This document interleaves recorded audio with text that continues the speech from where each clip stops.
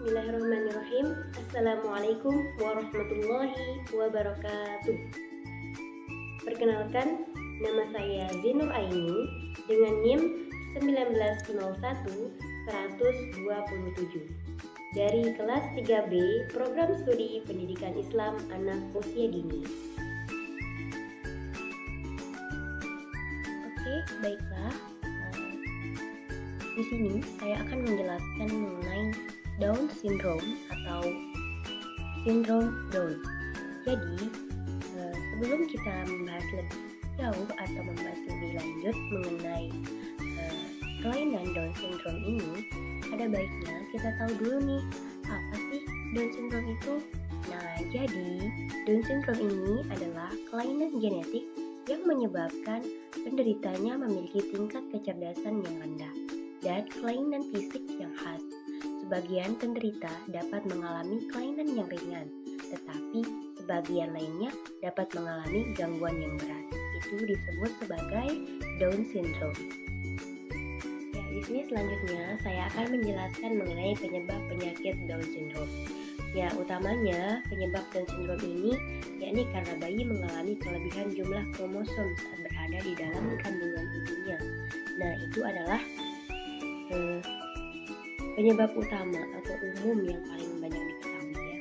Kemudian untuk penyebab lainnya ini apa aja sih? Nah, di sini sudah saya sebutkan empat macam. Kemudian di sini sekarang saya akan menjelaskan penyebab lain ini. Nah, yang pertama itu karena hamil tua. Nah, salah satu penyebab Down syndrome ini ialah masa kehamilan yang terlalu tua.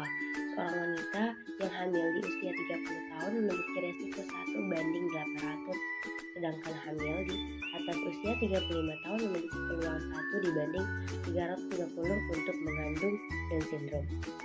Nah, kemudian hamil di saat menopause. Ya, wanita saat menopause itu meningkatkan risiko bayi Down syndrome karena rahim wanita itu mendekati usia menopause yang tidak mampu lagi untuk menyeleksi kecacatan pada embrionya. Kemampuan tubuhnya itu sudah menurun begitu. Nah, sehingga hal ini memiliki risiko lebih tinggi terhadap pembagian kromosom yang tidak tepat pada anak tentunya ketika berada dalam kandungan. Selanjutnya yaitu adalah merokok di saat hamil. Nah, sudah jelas sekali dijelaskan banyak sekali dampaknya ya merokok ketika hamil ini, terutama bagi perempuan. Ya, merokok ini dapat menyebabkan gangguan kehamilan, salah satunya rentan melahirkan bayi dengan kondisi kelainan jantung dan otak. Nah, selain itu zat racun pada rokok itu dapat mempengaruhi juga nih pembentukan kromosom bayi sejak dalam kandungan. Nah, itu sebabnya sangat tidak dianjurkan, sangat tidak diperbolehkan untuk wanita itu merokok, terutama saat hamil. Kemudian selanjutnya kekurangan asam folat. Penyebab Down syndrome lainnya itu kekurangan asam folat juga, karena wanita yang kurang asupan asam folat itu beresiko nih munculnya Down syndrome pada bayi dalam kandungan nantinya, penurunan metabolisme, dan berpengaruh juga pada pengaturan epigenetik. Sehingga bagi wanita yang hamil itu dianjurkan untuk mengkonsumsi buah-buahan yang kaya akan asam folat seperti jeruk, pepaya, dan alpukat. Nah, itu dia penjelasan mengenai penyebab dari penyakit Down syndrome ini. Kemudian ini hal-hal yang penting juga untuk diketahui mengenai penyakit Down syndrome oleh kita semua, termasuk sebagai mahasiswa juga. Ya, jadi selanjutnya itu adalah ciri-ciri penyakit Down syndrome. Nah, ciri-cirinya antara lain yang pertama yaitu berat dan panjangnya saat lahir di bawah rata-rata. Kedua yaitu berkurangnya tegangan otot seperti hipotonia. Ketiga yaitu mata miring ke atas dan keluar. Keempat, telapak tangan hanya memiliki satu lipatan, hidung kecil dan tulang hidung rata. Antara jari kaki pertama dan kedua itu terdapat jarak yang luas. Mulut kecil, tangan lebar dengan jari-jari pendek, bertubuh pendek, leher pendek, kepala kecil dan datar di bagian belakang, lidah menonjol keluar, bentuk telinga tidak normal atau kecil, kelenturan, otot berlebih, bintik putih pada selaput mata. Nah, itu beberapa ciri-ciri dari penyakit Down syndrome ini. Nah, dari sini dapat jelas kita ketahui bahwa ciri-ciri anak yang mengidap Down syndrome ini berbeda dengan anak normal. Nah, sudah sangat jelas sekali jadi ya. Ya, selanjutnya yaitu adalah solusi untuk penyakit Down syndrome. Yang pertama yaitu adalah mempunyai akses perawatan kesehatan yang baik. Nah, maksudnya di sini yang memiliki kelainan Down syndrome ini harus memiliki perawatan kesehatan yang memadai, yang sesuai untuk penyakit Down syndrome ini.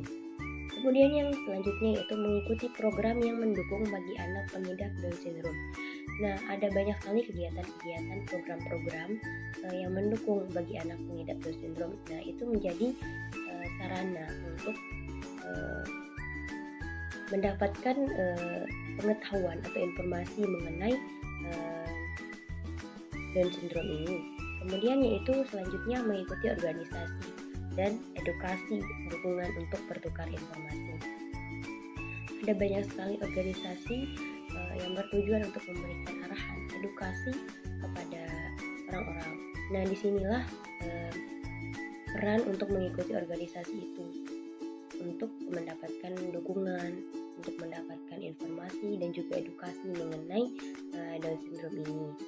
Kemudian mempunyai dan menjadi kehidupan keluarga senormal mungkin.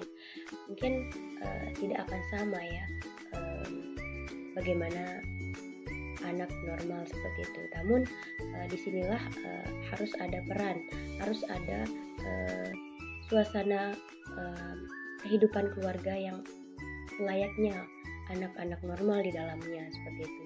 Walaupun ada kelainan, namun di situ harus tetap keluarga itu menjalani kehidupan senormal mungkin. Nah, itu juga nanti kemungkinan bisa menjadi stimulasi untuk anak yang mengidap penyakit Down syndrome ini untuk lebih untuk lebih bisa seperti itu, seperti anak-anak pada umumnya ya, meskipun mungkin tidak akan sesempurna atau selengkap anak-anak normal lainnya gitu. Nah, solusi-solusi ini juga tidak sepenuhnya bisa memberikan bantuan seperti itu kepada pengidap penyakit Down syndrome.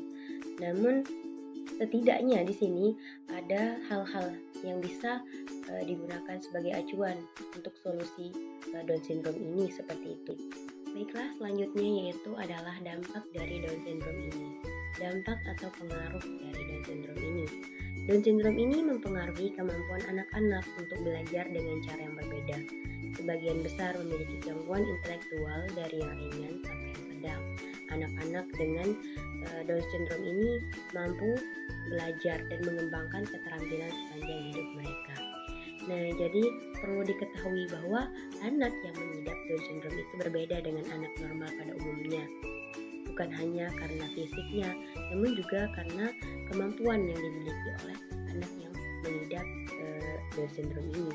Ya, contohnya yang paling sering diketahui bahwa anak yang mengidap Down syndrome ini mengalami keterlambatan atau gangguan intelektual. Ya, sulit untuk menerima informasi atau pembelajaran pengetahuan seperti itu. Ya, itu adalah dampaknya. Namun ada juga anak yang bisa menangkap dengan cepat. Itu berbeda-beda ya kemampuan setiap anak itu. Ada yang memiliki kemampuan yang ringan, ada yang sedang. Nah, dia juga bisa belajar dan mengembangkan keterampilan pada dirinya. Ada anak yang memiliki Down syndrome ini. Seperti itu dari dampak dari Down syndrome ini. Saya akan menjelaskan mengenai kasus Down syndrome yang ada di daerah saya atau di lingkungan saya. Jadi di daerah saya juga ada terdapat anak yang mengidap Down syndrome ini. Anak usia dini juga tentunya. Nah, di sini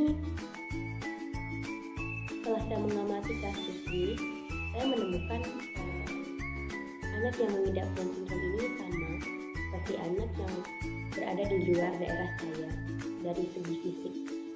Ya, mereka memiliki fisik yang tidak sama seperti itu dengan anak-anak normal lainnya seperti itu. Mulai dari tidak memiliki batang hidung, alisnya, kemudian matanya, dan juga jari-jari yang ada di tangannya seperti itu. Nah, itu adalah salah satu itu adalah hal-hal yang ada di pengidap Down syndrome ini. Itu juga yang terjadi di daerah saya ini. Namun di sini perlu saya jelaskan bahwa anak-anak yang mengidap Down syndrome di sini itu sangat mendapatkan perhatian yang luar biasa, sangat dihargai luar biasa di sini. Kenapa? Karena di sini orang-orang itu memahami, orang-orang itu mengerti tentang penyakit Down syndrome ini. Itu sebabnya mereka menghargai orang-orang yang mengidap Down syndrome. Tidak seperti di daerah atau di luar daerah saya. Misalnya seperti yang saya baca di berita sebelumnya bahwa anak-anak dengan kondisi Down syndrome itu mengalami diskriminasi, mengalami pembedaan dalam kehidupan sosial. Nah, mungkin orang-orang berpikir bahwa ada sesuatu itu yang terjadi pada anak penderita Down syndrome. Namun sebetulnya hal ini sangat berdampak untuk anak yang mengidap Down syndrome ini. Nah, di daerah saya tentunya anak-anak begitu dihargai, diperlakukan seperti layaknya orang-orang anak-anak normal pada umumnya seperti itu. Karena bagi mereka, ya mereka itu tetaplah anak-anak yang butuh pendidikan dan juga pembelajaran yang sama seperti anak pada umumnya. Ya meskipun tidak akan sama persis atau sama seperti anak-anak normal, ya seperti itu. Nah, di sini juga orang tuanya lah yang berperan seperti itu. Orang tuanya yang hebat menurut saya di sini, karena anak-anaknya meskipun mengidap Down syndrome ya tetap diperlakukan dengan normal seperti itu, dan juga disekolahkan di SLB atau sekolah luar biasa, dan tetap mendapatkan pendidikan meskipun dalam keadaan Down syndrome ini. Nah, di sini peran orang tua itu penting ya, karena orang tua itu harus memberikan stimulasi dan dukungan dan motivasi agar anaknya ini bisa berkembang seperti anak pada umumnya. Nah, mungkin dari segi di sini saya akan sedikit menjelaskan dari segi intelektualnya, kognitif dari anak ini. Nah, anak ini mungkin meskipun sudah disekolahkan ya di sekolah luar biasa, masih memiliki atau kemampuannya itu masih kurang dalam menangkap informasi pembelajaran yang diberikan, kurang pemahamannya itu tidak secepat anak-anak normal lainnya seperti itu. Nah, hal ini juga terjadi pada pengidap Down syndrome lainnya, karena memang anak-anak yang mengidap Down syndrome itu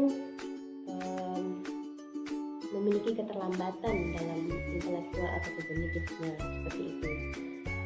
Nah, itu dia penjelasan saya mengenai anak-anak yang ada di daerah saya yang mengidap Down syndrome ini. Nah, secara fisik itu hampir sama seperti yang ada di seluruh dunia di fisiknya itu. Namun sini anak-anak itu diberikan kelebihan ya. Kelebihannya itu mereka dihargai di lingkungannya, mendapat perlakuan yang sama seperti itu. Dan juga anak-anak ini mengidap keterlambatan dalam kognitifnya dan juga intelektualnya seperti itu.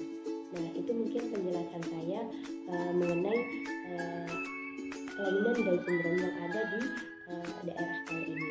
Banyak juga kasus-kasus yang saya amati seperti di televisi, di koran, dan di media sosial mengenai anak yang memiliki kelainan Down syndrome ini. Nah, saya lihat disitulah peran orang